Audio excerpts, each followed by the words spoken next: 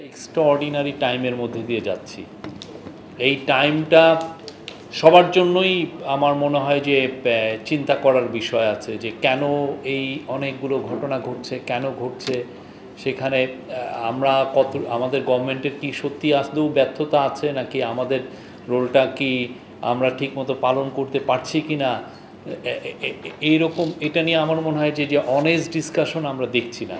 অনেক যেটা হচ্ছে যে খুব আমি বলবো যে লেজি জার্নালিজম হচ্ছে, খুবই লেজি লেখা, লেজি কথাবার্তা অনলাইনে, এবং যেটা হচ্ছে যে ব্লেম গেমটা অনেক বেশি, একে ব্লেম দিচ্ছে, আমাকে ব্লেম দিচ্ছে, ওকে ব্লেম দিচ্ছে, এবং অনেক ক্ষেত্রে অনেকে নোংরামির আশ্রয় নিচ্ছেন।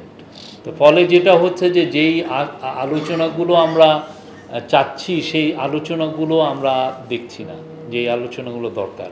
প্রথম কথা হচ্ছে যে গত 15 হাসিনার 15.5 বছরের শাসন আমলে জার্নালিজমের উপরে একটা ট্রাস্ট ডেফিসিট তৈরি করেছে।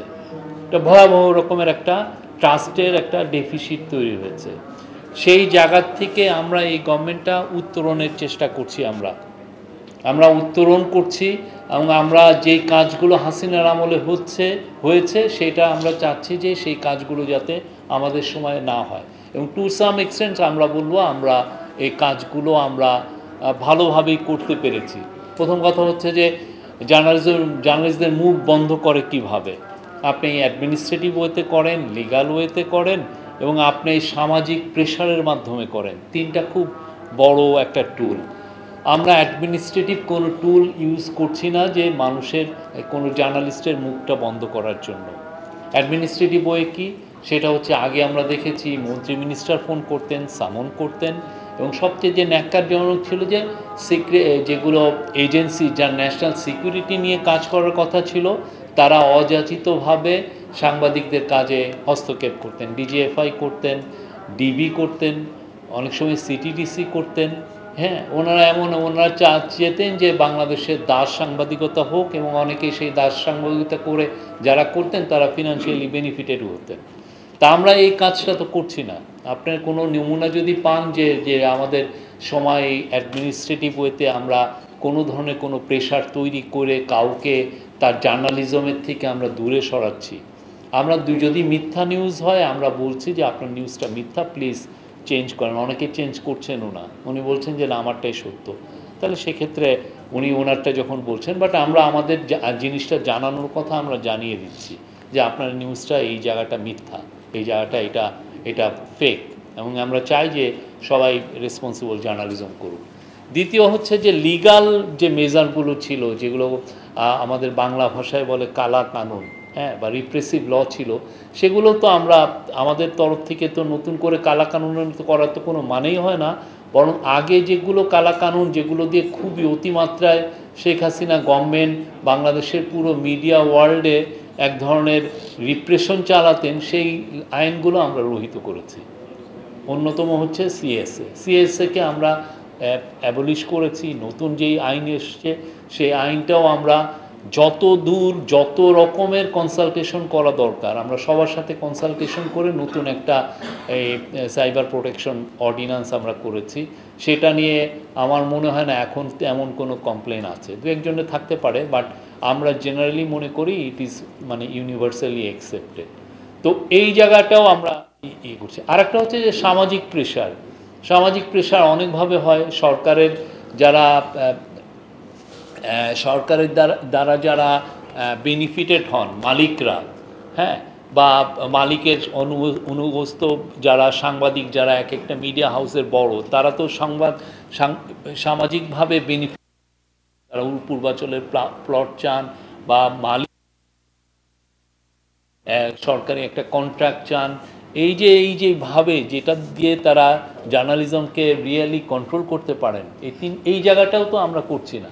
এই তিনটা জায়গায় কোথাও আপনি কোনো যদি নমুনা পান, আমরা আপনাদেরকে ইনভাইট করব, আপনারা এটা নিয়ে লেখেন, আমাদেরকে আরও এই বিষয়গুলো ইনভেস্টিগেশন, যে না আমরা এই লোককে এই জার্নালিজমের জন্য আমরা এই বেনিফিটটা দিয়েছি, এরকম যদি কোনো ইনস্ট্যান্স ঘটে থাকে আমাদেরকে জানান। যেটা আগের গভর্নমেন্ট এই তিনটা মেন জায়গা দিয়ে তারা করতো, যে আপনার অ্যাডমিনিস্ট্রেটিভ মেজার, রিপ্রেসিভ ল এবং সামাজিকভাবে বা সামাজিক ব্যবসায়িকভাবে কাউকে বেনিফিট দেওয়া, সেভাবে সে কন্ট্রোল করতে। এবং এটা অদ্ভুত একটা মডেল।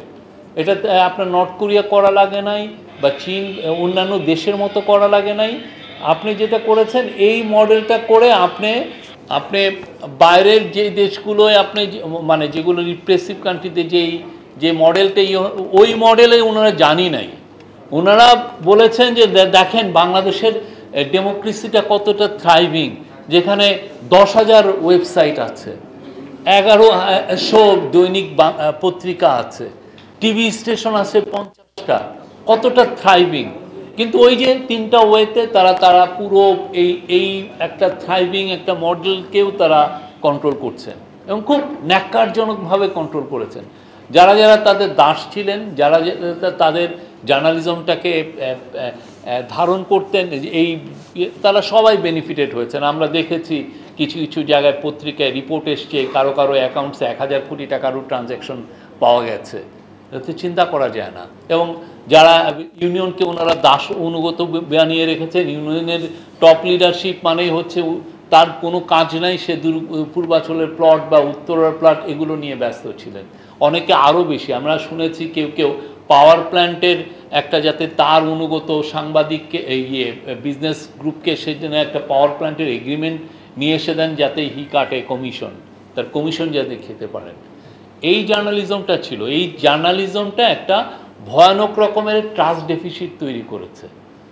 এই ট্রাস্ট ডেফিসিট থেকে উত্তরণের জন্য এখন সত্যিকার অর্থে যে কাজটা আমরা সবাই করতে পারতাম, আমি সরকারের তরফ থেকে আমরা একটা মিডিয়া কমিশন সরকার করে দিয়েছে, এটা একটা সুন্দর একটা রিপোর্ট এসছে।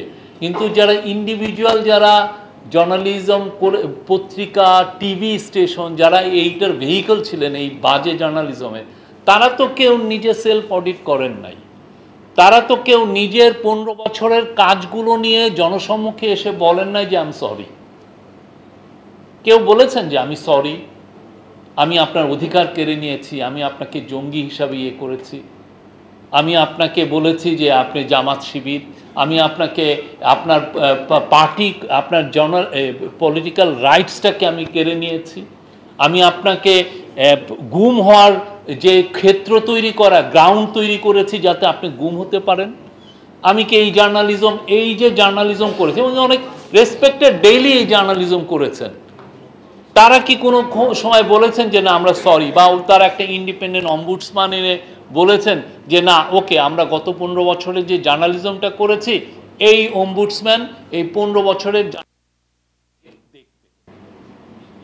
সে দেখবে যে তার কি রকম জার্নালিজম হয়েছে, আমরা কি জার্নালিজম করেছি সে ইন্ডিপেন্ডেন্টলি বলে সে যেই ধরনের আমাকে পরামর্শ দেয় যে না আপনার এই জায়গায় ফেইলিউর ছিল, প্লিজ আপনারা এই জিনিসগুলো রেকটিফাই করে আপনি তাহলে কি you can make a fresh start.